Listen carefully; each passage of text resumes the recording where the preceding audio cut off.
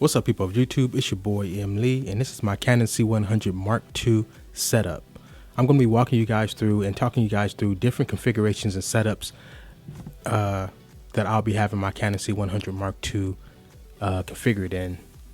Right now, the first setup I'm showing you guys is a simple in-home, in-studio, stationary setup. You know, controlled environment inside a studio. Got it mounted on my tripod. Got the tripods on dolly wheels.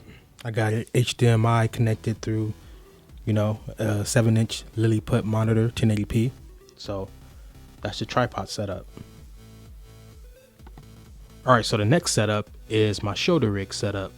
Now, this is my first time mounting my Canon C100 on my shoulder rig. I've been loving to use this camera run and gun. It's been amazing using it like that. It's no wonder why everybody that made the video saying it's a good run and gun camera, because it is. But I noticed on my shoulder rig, I can't use my follow focus. I'll have to get a different follow focus, gear mechanism, because it can't reach my camera gear up on here. I've seen other ones where you can adjust the follow focus, raise it up higher. So I would have to get that, or I can have the camera a little bit lower by taking off this quick release plate right here that I got mounted on the shoulder rig. So it's a lot of things that's going on with the setup right now. So forget the follow focus right now. Let's say you want to do just shoulder rig autofocus with the autofocus features of the Canon C100 Mark II. You can do it this way, have no follow focus, just have completely autofocus. Or if you want to reach your hand around here, you don't mind reaching your hand around to focus, then you can do that as well. So as you can see, I turned the camera around so you guys can see the other side. As you already noticed right off the bat, I still got the side grip up on here. The reason why is because I noticed that when I have this on my shoulder, it's real comfortable to have my arm at a 90-degree angle with my hand inside here stabilizing the camera. It's real comfortable versus holding it down here. Both of them does a pretty good job, but I find that I have more comfort, especially if I want to reach my hand around there and grab the follow focus and focus, or if I want to reach up here and focus up here. It's real good. It feels real good holding the handle up here, and I got the handle tilted a little bit to cater to how my hand is going to be positioned when I hold my shoulder rig. Speaking of the shoulder rig, you'll see that it kind of seemed like it's tilted up and it's not straight. It actually is straight. I got it adjusted so when I hold my arms a certain kind of way, rested against my body, my elbows against my body with my arms sticking out, it's real comfortable. And when I have it that way, the camera is actually straight. I'm gonna show you guys in a second.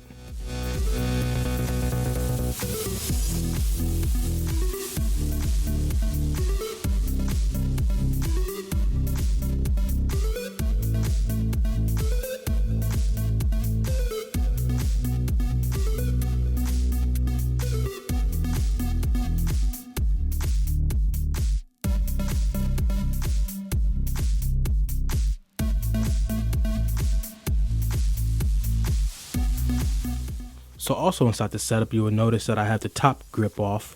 It's not mandatory, but I just decided to take it off to make it more of a compact shoulder rig setup. You can have it on, you can have it off, you can have different stuff mounted on here.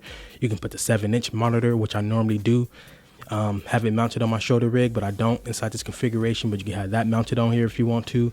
But I got the screen flipped in, facing out, and it's right there in front of your face when you got this rig up on there, and the screen is clear enough to use it like this without having a 7-inch monitor or any other monitor, to grab focus. And then on this side, if I want this to be more compact, I take the side grip off. It's not mandatory that I have that on there for the setup, but like I said, it is comfortable with my hand through there with the shoulder rig on my shoulder. But if you want it more compact, take that off, take all this stuff off, and just have it more of a small form factor.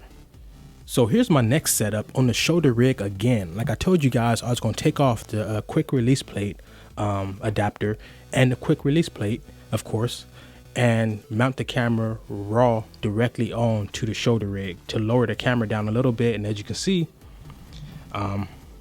it does a good job at reaching the gears. So now I got the follow focus attached. But the downside is I can't take this camera off quickly to switch from shoulder rig filming to run and gun filming. So this is more suitable for movies. If you're just going to be doing like regular shoulder shots without doing run and gun shots, you can easily go to run and gun. All you have to do is, go underneath and unscrew that little screw thing, and then attach the top helmet, not the top helmet, but the top handle and stuff like that. and then now you're ready to go run and gun. I also took off the side grip, as you can see, you know, just to make it more stripped down. I raised, as you can see, that's raised up more. This is a cheap matte box, cheap shoulder rig all in all for budget filmmakers, video shooters. You don't really need a $3,000 shoulder rig, not even a $1,000 shoulder rig, just something that's made of all metal and that's gonna get the job done. Of course, you don't want no plastic shoulder rig. All right, so with this configuration, this is pretty much still the same shoulder rig configuration I just showed you guys in the last clip. The only difference is I got the shoulder rig on a quick release plate mounted onto the tripod.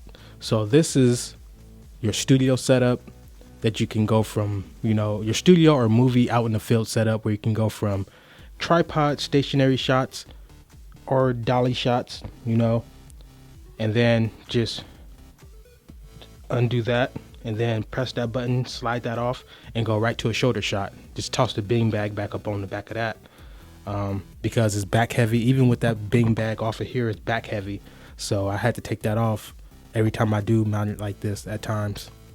So if you want to, you can do a dual man setup, you know, somebody back here moving the camera around looking at this screen while somebody got that flip like that, you know, pulling focus, you know, which I haven't done that yet. I haven't did a dual man setup yet. I always pull focus myself and, you know, move the camera around myself. I'm so used to it to where I don't really understand why you need two people, one person to pull focus, one person to move around. It seems like that'd be such a hassle, so hard to do for the person that's pulling focus, but you know, that's how they do it inside the movies, so, you know. Now, to my subscribers out there, you guys should already know this already. I could not end this video off without showing the beast mounted onto the beast. Yes, sir. The beast mounted onto the beast. I'm start calling this bad boy right here T-Rex. So this is my camera crane by Pro-Am, the DVC 210 model. Let you guys take one more good look at that before I even go over anything. Got it balanced pretty good. Back here, let's take a look at the weights. So first and foremost, actually no, let's move to the front. First and foremost, I have everything mounted onto the camera. I could have took some weight off the camera by taking the top handle off, the top helmet, and the side handle.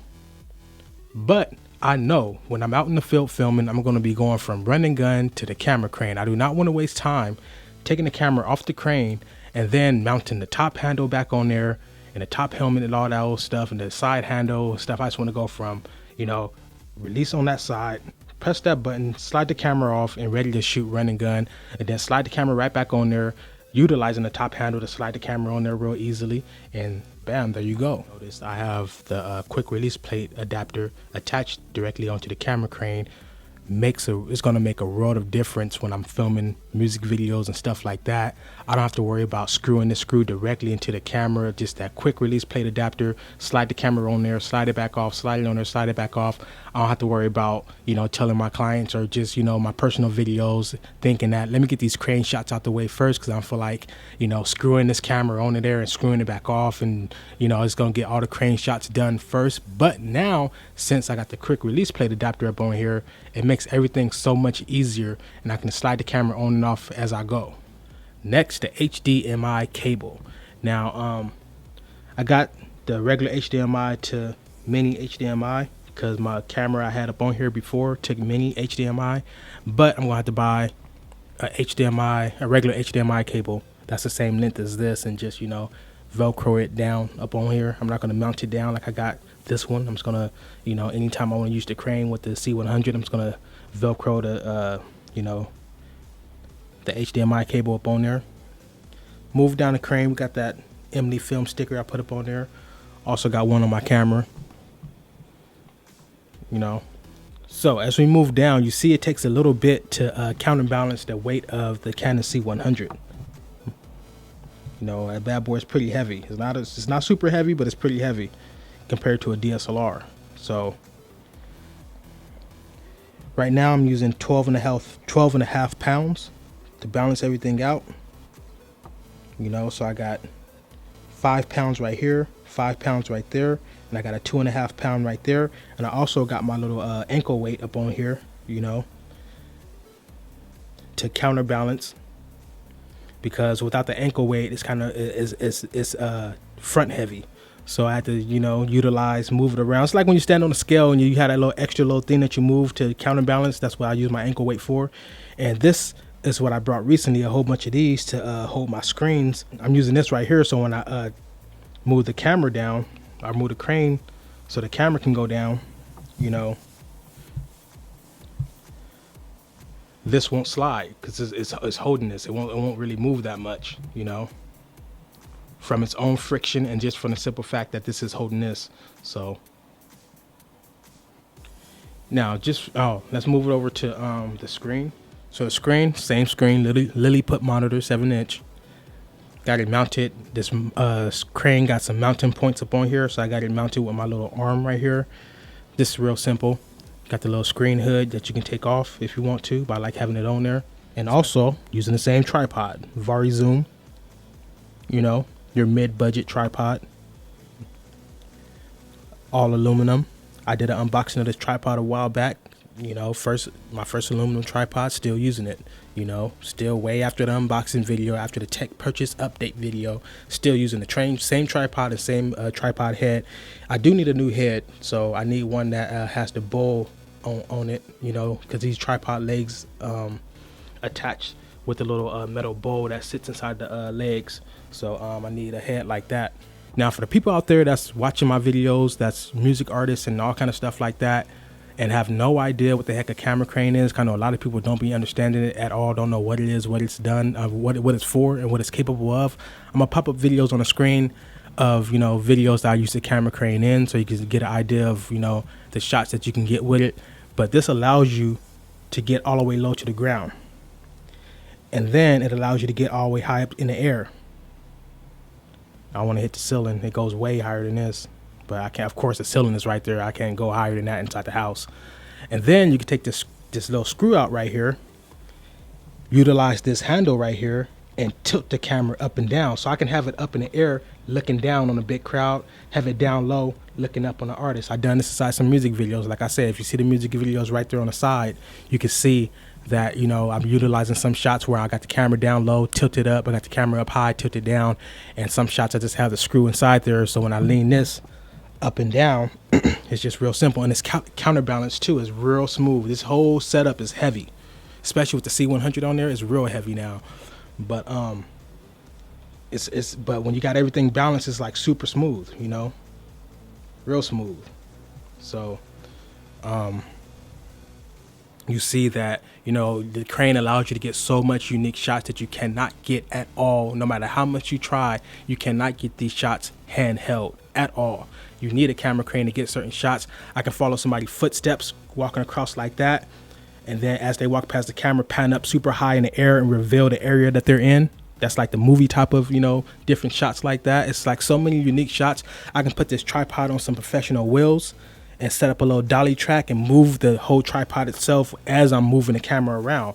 I really love this crane so much, but it's just such a hassle. You know, it's a lot to put together. Not really a lot to put together, but it's just so much stuff, and it's just, you know, taking it apart is like just a little bit time consuming and tedious. That's the word I'm looking for, tedious. So it's like, you know, you got the weights that you got to put away, and like you got to unscrew that, unscrew those two screws right there, and that screw to take the whole thing and apart in half, because it breaks in half. Put it all inside the bag, you know, make sure it's inside the bag correctly and stuff like that. It's just a hassle. I wish I had a hard case, you know, that you can, you know, put this in, unscrew the screen, take the screen off, unscrew that from the tripod. I mean, not unscrew it, but, you know, disconnect it from the tripod.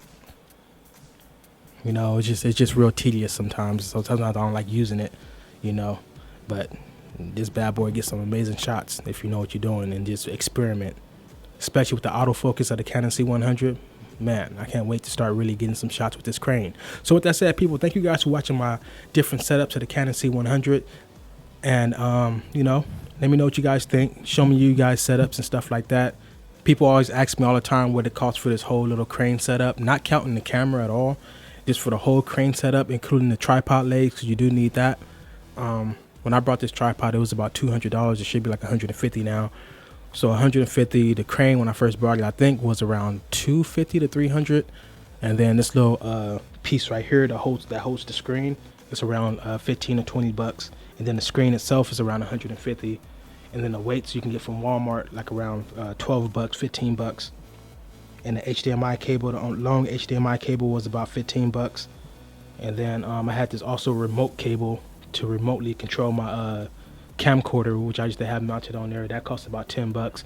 Ankle weights, you know, that's about another 10 bucks. So looking at around about 500, 600 bucks, somewhere around that ballpark. But some of the stuff should be cheaper. The crane should be cheaper. Like I said, the tripod should be cheaper. That screen should be cheaper. So yeah, it's been your boy Emily. Thank you guys for watching. You know, let's keep these videos going. Peace.